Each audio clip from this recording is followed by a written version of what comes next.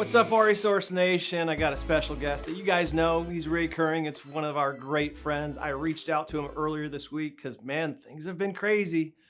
Rates up, down, inflation, the war, oil. And I said, Barry, would you come on the show and provide some leadership? We're freaking out in here with lending, and the realtors are freaking out, the loan officers. And you know what? Our good friend said, absolutely, buddy. We only got him for 10 to 15 minutes, so it's going to be a quick hitter. Barry, once again, thank you for coming on at a perfect time right now. Thank you so much for being here. It's always a privilege to be with you, brother. You do such a great job. Your show is amazing. Everybody should be tuning in to what you have to say. Appreciate that. Two back-to-back superstars. Todd Duncan show took off last week, and now we got Barry.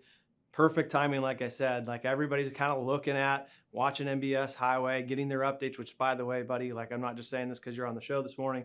This week's been spot on. And I've been talking a lot about your tool. We talked about bid over ask last week, and had realtors calling me saying, can I have access to this? Yes, of course. Watch the show. We put the link in there.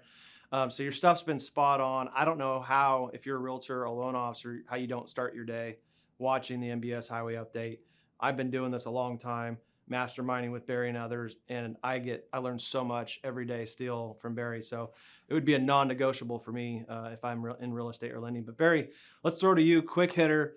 The three things I want you to unpack, and then I'm going to shut up and let you talk, is the Fed doing enough to fight inflation? Will rates go down? If so, anytime soon?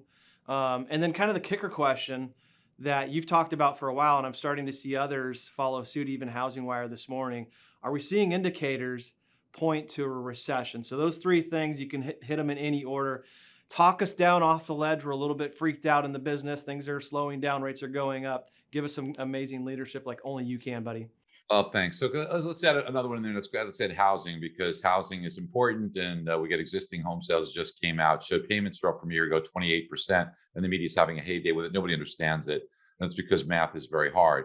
So because your payments up 28%, what you really need to understand, first of all, is that you don't use 100% of your income to cover your payment. Most on average, it's about 18 or 19 front ratio, but that's perhaps an oversimplification. But even if you were to say, a third of your monthly income to encompass other expenses that have gone up due to inflation in the past year, and your mortgage payment rising, and you were to blend those all together, then you probably need somewhere closer to an 8 or 9 or 10% increase in income. It's not as daunting when you think about the private sector income going up by 11%. And perhaps some of those individuals are feeling a little bit more strained. We have no doubt about that. It's a difficult time to buy a home. It sucks to buy a home, you could say, but it also sucks to die it. The bottom line is the results are great. Not a world of perfect. You have options. You're going to live with mom and dad. You're going to rent. That's going on 17% increase, and then you get whacked every single year. Or you're going to buy a home, which I admit is certainly not easy. Yes, it's become more difficult, but the demand is incredible. This is not a housing bubble. It's a housing boom. And while we hope that we see levels of appreciation come down from 19% to 5%, it's different than going in reverse, which is what the media would have you believe, what they're trying to get customers to be fearful of. There's no inventory out there, brother. 870,000 units. And now you have 130 million households out there. It's not. So rates. Yes, will rates come down? The answer is yes. Will they come down anytime soon? That's a tough one to answer. Yes, a little bit, because as we've been saying, when the Fed hikes rates, mortgage rates tend to like that. It sounds counterintuitive, but this is something we've been trying to teach for a long time, and it's been true every single time.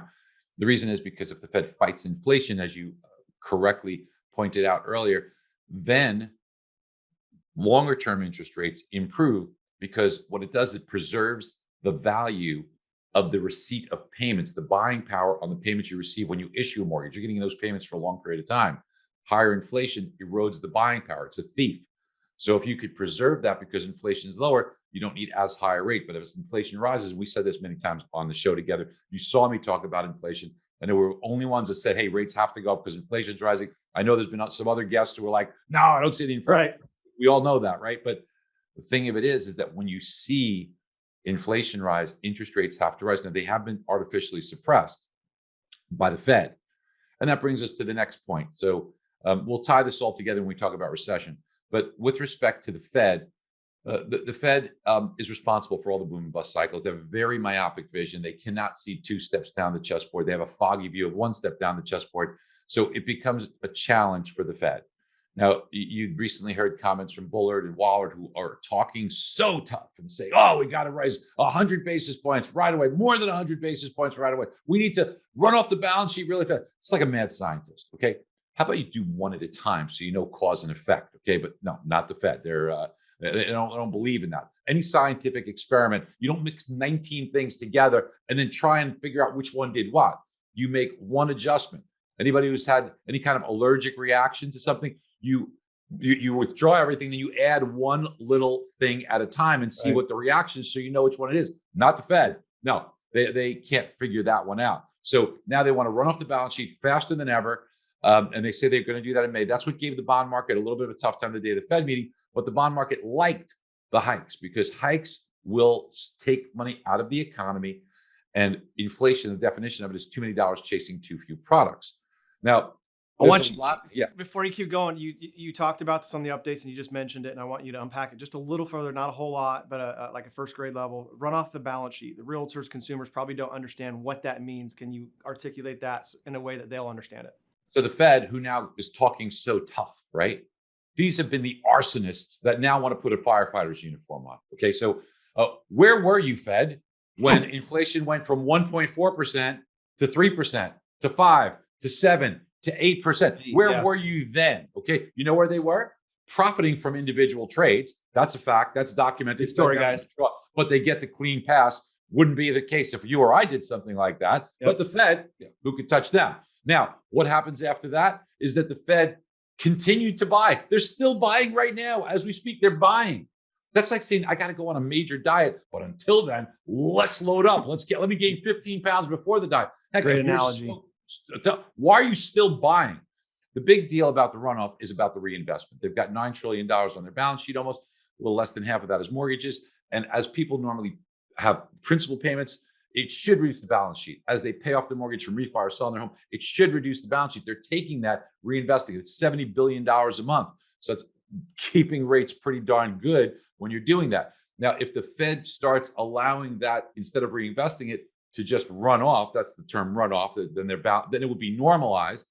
Well, then that's a lot less buying of mortgage-backed securities. You do that cold turkey, you're going to have some disruptions. Now, yes, I agree they should do that slowly, incrementally. But how about increasing rates for a bit first, and then turning on the second spigot? Let's do this in a manner. You're still buying.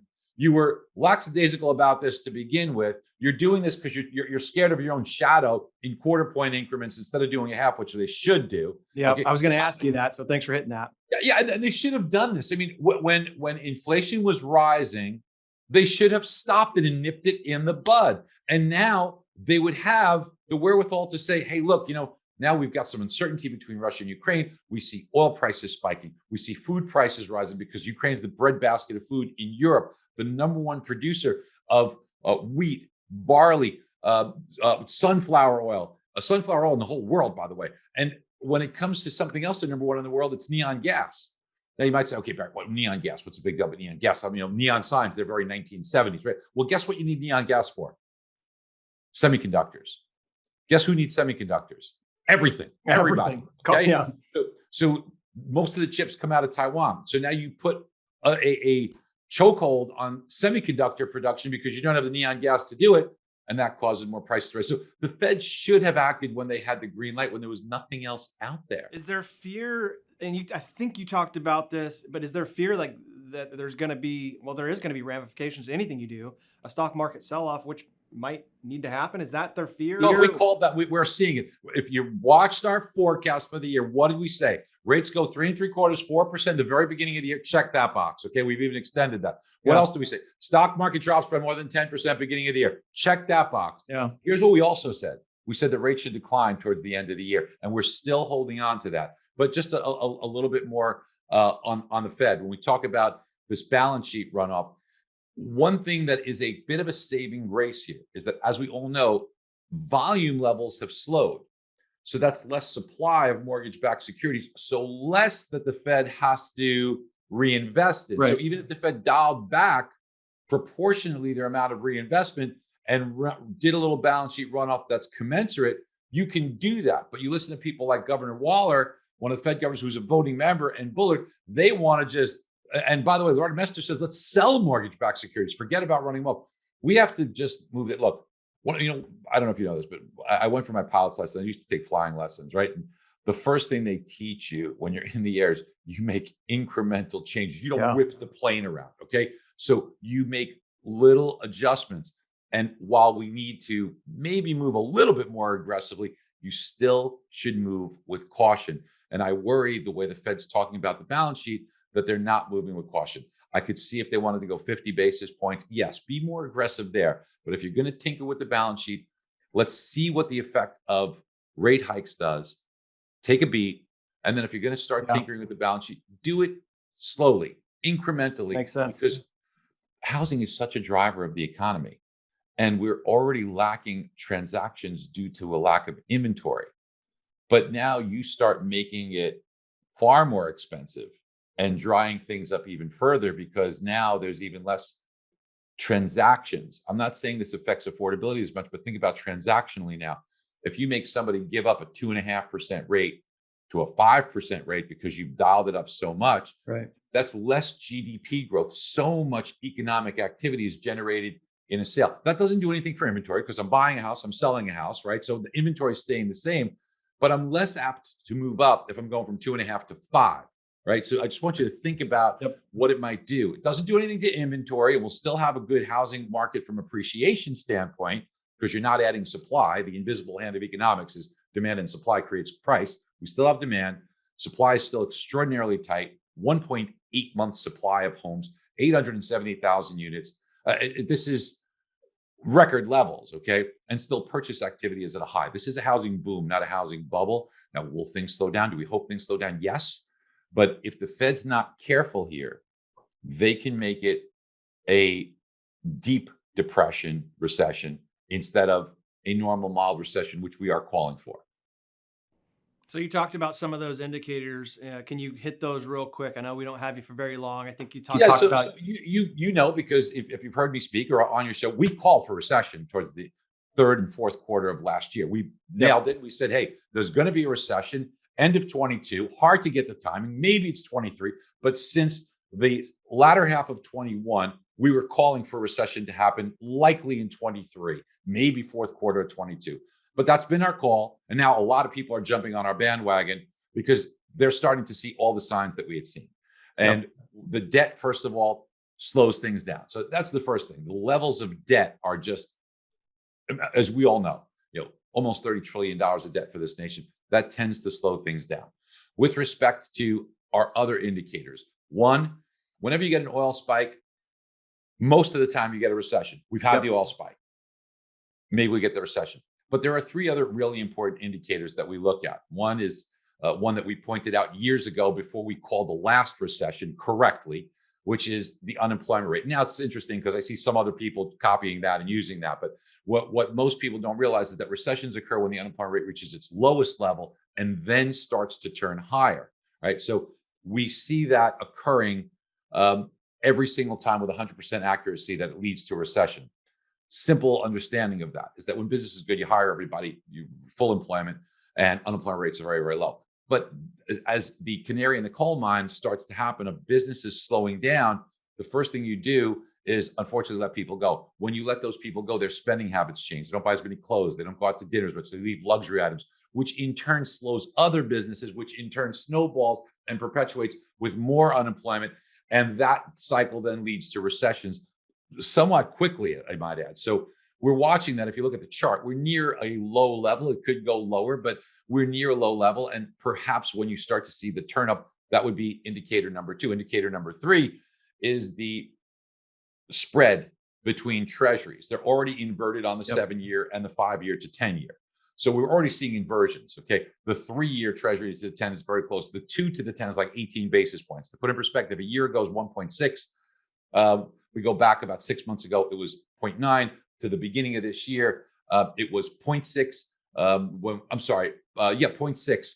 And now it's like 18 basis points. So the trajectory is getting closer, and eventually will go inverted, a very reliable indicator. So look, let's say we're right and there is a recession. I think there'll either be recession-like conditions or recession in the not too distant future, probably within a year or so, maybe a little earlier, maybe a little later. So if we say that happens, okay, so what happens? Well, in every single case, when there are recessions, interest rates decline. And we've put out a lot of content individually and collectively, guys. You can go search both of our channels on how housing fares during a recession, how mortgage rates fare during a recession. Barry, you taught me that, and so we definitely give you credit for that. But there's a ton of good content from both of us on how that fares, and you should probably dig into that more just to understand the market and being a pro. The 9 past recessions, home values have done well, sometimes exceptionally well. One exception to that was the 2009 recession, where home values declined. But if you look more closely, you will see that housing peaked due to the bubble, started to come down, and led us to the recession. It wasn't the recession that caused housing. It was the other way around in that instance. So take out that anomaly, and the other 8 all led to higher home prices during recessions. And there's a reason for that, because interest rates decline. So what would I be doing right now? I'd be saying, first of all, what you need to do is you need to do cash out refis. We have a great tool for that, the best tool in the industry. The only one that does it is our debt consolidation tool. You will be nailing that like so many people. You're crazy if you're not using it. I'm just going to say it flat out. You're 100% agree. And then bid over ask on purchases. We have the only one we created. It's the only one in existence. Everybody's going crazy about it. If you're not using it, you're missing the boat, and your competitor's going to eat your lunch. You better use the bid over ask tool. We provide both. And there's a lot of things that keep people in the loop, such as the cost of waiting, which nobody does it like us, and other tools that will keep that customer engaged with you and in the game and seeing the opportunity. And then refuting the housing bubble, which you've seen us do with all the things. Our subscribers have access to that too. So these are all important things. Look, times are different right now. Okay. Shooting fish in a barrel, it's over. Okay. So what do you have to do? You actually have to be smarter and better and bring out the very best in yourself. You have to think about this. Are you a chess piece or a chess player? And I want you to think about that. Chess piece is going to be moved around by the market, but a chess player can think ahead, but not just think about it. The difference is, what action are you taking right now to protect your business and to get better? What are you doing? Are you doing the same thing and expecting different results? Or are you going to have different things, improvements, doing better, so that you can take the advantage that this market is giving you? As tough as it will be for others, you should see increases in your business, an increase in market share, and you'll be well positioned. Listen, you are now planting the seeds for tomorrow's refinances on every loan that you're doing today. Glad you touched on that. Because that is going to happen. And if you believe, like we believe, that there's a recession and the evidence is pretty damn strong about it, then just like I came on your show to tell people in 2019, don't pay MI that was upfront. Yep, you did. Don't pay points. And we did a whole show on this. Yep. And we also said, hold on a second. You also should not be looking for the lowest rate. You should be looking for the lowest cost. Let everybody else make the mistake of the lowest rate. Take a higher rate and take lower costs, because the break even is about 4 to 5 years. You will not have the mortgage you're taking out today 4 to 5 years from now. Maybe you'll move, but definitely you'll have an opportunity to refinance. Yeah, we've been talking about it. Top producers know this. They've listened to Barry. There's really high likelihood that you get a 2-for-1 with a purchase right now, because those rates may come back down. Who knows when? And Barry could probably forecast a little bit, but it's very well possible it's a 2-for-1. I 100% agree. I'm going to wrap with some good news too. Well, one second, brother. You got to get the 1 to get the 2. How do you get the 1? You better understand the market, refute the housing bubble, show bid over ask, show cost of waiting, do debt consolidation with the debt consolidation tool that we have for cash out refis, and get the 1s and then turn them into 2 more. You actually get 3 instead of 0.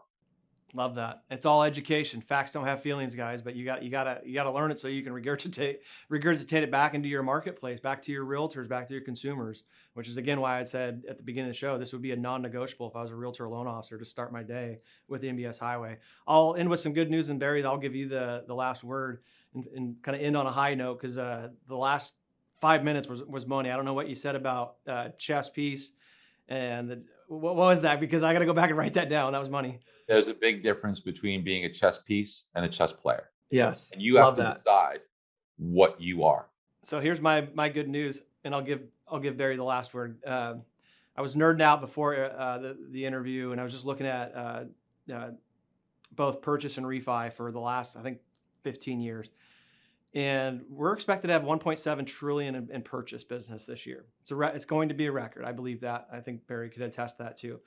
So I started looking back in 08, 09, 10, 11, 12, 13, and I could pull up the graph. Guys, 1.7 trillion was equal to or greater than all of those years combined with both purchase and refi business. Think about that. 1.7 trillion just in purchase business was more than that chunk of time for each one of those years for purchase and refi. That's amazing. Skate where the puck's going. That's absolutely where it's going. Absolutely why. Couple of things on that. Yeah. So values are much higher. So units are not correspondingly higher. So what does that mean? If you increase market share, you grow exponentially. Yep. If you're not gaining market share, you're only going to see an incremental benefit from that. It's time to steal market share. I've been talking about it all year. This is the time. Smart people go out. They don't shrink away from the challenge. They actually do this and go, whose market share am I going to steal? It might be a realtor, it might be a loan, it might be an entire company that is not long for this business right now. Things are tough. Not me. I'm on the balls of my feet looking for market share to steal. I love that, Barry. I love that you said that. Anything else before we let you go? We had 15 minutes. We went a little long. I want to respect your time, bud. No, I think you nailed it, and I think that people just need to understand one thing: that success is a decision. Okay, there's no secret. There's no. You have to just decide for yourself. Are you going to say, okay, well, this is where the market is and whatnot, or are you going to make changes to the way you're doing business, have the tools that you need to succeed, and then take action and not just talk about it? Yep. Okay, because you're just BSing yourself if you're just doing lip service here. You have to make a decision. And that's the great thing about success. If you decide that this is what you want to do and then you take action, you win. Yeah. Love it, man. I appreciate you being so quick when I said, hey, can you come bring some leadership to the industry right now? It's so timely. Dude, thank you again. Couldn't thank you enough. And that was a money 15 minutes. It's a quick hitter. Usually we go longer, but we only had him for a short amount of time. He's in high demand right now. So thanks again, buddy. We'll put all the links to Barry's stuff down below. Again, if you're a realtor, you should be in MBS Highway. I know this is typically an LO link type software, but I'm telling you, more and more realtors are going, no, I need to know this stuff too. I would rather know it for myself than the loan officer regurgitating it. So guys, realtors, go find it. LOs, you should already have MBS Highway. You should be listening every morning. Thanks again, buddy. See you guys next week.